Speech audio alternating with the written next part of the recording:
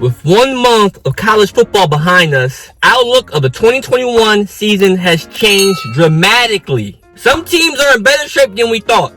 Others have not been so fortunate. These are the winners and losers after 1 month of college football. Stay tuned. Whose world is this? The world is yours. The world is yours. It's mine. Whose world? When looking how the first 4 weeks of college football has gone, there has been some clear winners and some clear losers. Teams like Georgia, Penn State, and Oregon have to feel good about where they are. On the other hand, Clemson, North Carolina, and Ohio State, they already stumbled. So, I'm gonna name off my winners and my losers so far after 1 month of college football. Comment below your thoughts. Do you agree with my list? Do you have your own winners and losers? Did I miss anybody on the winners list or on the losers list? The first loser on the list is Iowa State. The Cyclones were a dark horse college football playoff pick for some before this season started. Those hopes have been extinguished at this point. Iowa State has already suffered 2 losses. One in week 2 against Iowa and another in week 4 against Baylor. Despite all the experience they brought back, the Cyclones haven't been able to pull out wins in big games. Right now, it doesn't look like Iowa State will get another crack at the Big 12 championship later this year. The Cyclones still have some of their toughest games ahead of them. So they already fumbled the bag. And the schedule just keeps getting harder. Now, for our first winner, we have the Arkansas Razorbacks, which is crazy. Because a couple years ago, they were some scrubs. But they turned things around. The Razorbacks were one of the best stories that emerged from the first month of this college football season. Head coach Sam Pittman has truly energized the program, and as a result, Arkansas is now a top 10 team in the country. In the process of racking up 4 wins, the Razorbacks put their stamp on the state of Texas by beating both the Longhorns and Texas A&M this month. It has been a very impressive stretch for this program. The Hawks can continue to shock the country by going to Athens and taking down number 2 Georgia this weekend. Now hold on! I don't think that's going to happen. But if it can happen, it will happen. And they already beat 2 Texas teams, so Arkansas, salute. Our next loser, North Carolina Tar Heels. The Tar Heels came into the season with the expectation that they would be challengers to Clemson in the ACC and potential dark horse contenders for the college football playoff. Through the first month of the season, it doesn't look like either of those things will come to fruition. North Carolina is 2-2 with 2 conference losses. The latest loss came at home against Georgia Tech, and it wasn't even close. The upstart Yellow Jackets torched the Tar Heels 45-22. It's tough to find another team that has had a more disappointing start to the 2021 campaign. UNC, you fumbled the bag. Y'all basketball team better not fumble the bag. We ain't looking good for the program or the university as a whole. Our next winner, the Penn State Nifty Lions. My man, James Franklin. The Nifty Lions already have a pair of quality wins. They went on the road and beat Wisconsin in week 1, and they took down Auburn in front of a whiteout crowd. Sean Clifford already looks comfortable in a new offensive system under Mike Yardage, and that has made a big difference for Penn State. Now, the Nifty Lions have a more effective offense to go with their strong defense. If there's any bad news for Penn State, the Big Ten is a deep conference, and they still have to play Iowa, Ohio State, Michigan, and Michigan State. 3 of those games are on the road, too, so Penn State, it ain't over yet. You're looking good, but it could get dark real quick.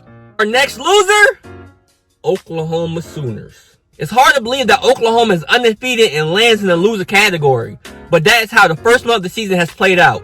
The Sooners are 4-0 and ranked in the top 10, but they have not looked right in their 3 games against FBS opponents. Oklahoma has had to scratch and claw to avoid upsets against Tulane, Nebraska, and West Virginia. Those aren't necessarily bad teams, but the Sooners have struggled to pull out wins against each of them. Oklahoma is still the favorite to win the Big 12 championship, but if the team can't elevate its game, an upset could be on the horizon. And that's straight facts. Spencer Rattler, get together, or they're going to bring in Caleb Williams. Our next winner, the Oregon Ducks. Ducks have already proven that they can be a college football playoff team when they are at their best. That was on full display when Oregon went to Ohio State and won the hostile atmosphere. That was an impressive win, and it was easily the toughest game on the Ducks schedule. The rest of the Pac-12 hasn't exactly blown anyone away, so Oregon will be likely favored in the remainder of their games. As long as the Ducks can consistently play their potential, they should be playoff bound for the first time since 2014. Our next loser, Clemson. They look like some bums. Even after week 1's loss to Georgia, Clemson playoff hopes were still alive and well. That's not the case anymore. There were signs that the Tigers might be in trouble this fall, especially when they only posted 14 points in a thriller against Georgia Tech. The Clemson offense has given zero run support to an elite defense, and that came back to bite the Tigers against NC State in a 27-21 overtime loss. Now, Clemson's chances at another ACC championship could be in danger. The biggest question is whether Dabo Swinney and his coaching staff can sort out the offense as injuries pile up on defense. The next winner, the Georgia Bulldogs. The Bulldogs are winners for a couple of reasons. For starters, Georgia looks every bit like the college football playoff contender everyone thought it was prior to the season. The Dogs are 4-0, and 3 of those wins have come in blowout fashion. After struggling against an elite Clemson defense, the offense has torched opponents in 3 straight games. That said, the offense will get another tough test against Arkansas this weekend. The other reason Georgia is on this list is because it's starting to look more and more like 2 SEC teams can reach the college football playoffs. Common playoff participants like Clemson, Ohio State, and Oklahoma all look vulnerable this season. The door is wide open for the Bulldogs, because we already know who the other SEC team is. Yeah. Our next loser, Ohio State. The Buckeyes have dug themselves in an early hole in the race for the college football playoffs. They are 3-1 through 4 games, and they still have some difficult challenges ahead. The Big Ten East looks stronger than usual, at least after the first month of the season. Penn State, Michigan State, and Michigan are all undefeated, and Ohio State can't afford to take another loss if it wants to remain in the playoff race. In fact, the Buckeyes aren't a lock to win the conference again this year. They have the time to run a table, but their execution has to be much better, and you might have to call up Justin Fields. And our last winner, you already know, the Bama boys.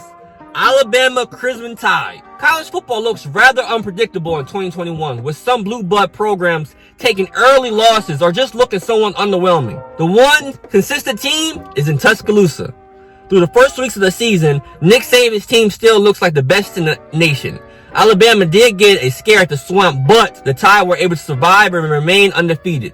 If Alabama can avoid an upset against Ole Miss this weekend, the rest of the schedule sets up rather nicely for them, with the toughest remaining game being at home versus Arkansas. It looks like Saban could add another rank to his collection and at the end of the season. And there you have it. Those are my winners and losers so far after 1 month of college football. Comment below, what are your thoughts? Do you agree with my list? Did I leave anybody off the list? Should somebody move from the losers to the winners, or vice versa? As I always say, man, if you love sports, whether it's college football, college basketball, high school recruiting, go ahead and subscribe to the channel. Leave a like for your boy and share out to all your homies who also like watching sports. But until next time,